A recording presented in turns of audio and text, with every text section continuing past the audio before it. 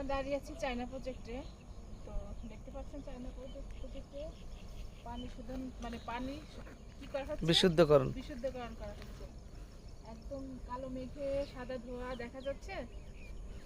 তো প্রকৃতির সঙ্গে এইটাও খুব সুন্দর দেখাচ্ছে, যে মনে হচ্ছে আকাশে মেঘ উঠতেছে, কালো মেঘে সাদা ধোঁয়া, অসাধারণ একটা দৃশ্য।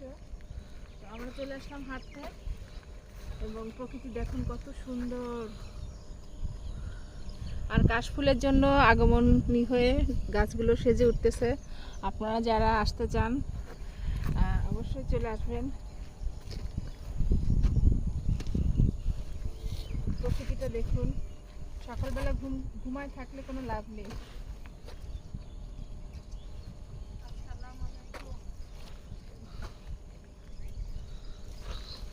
ওয়ালাইকুম আসসালাম।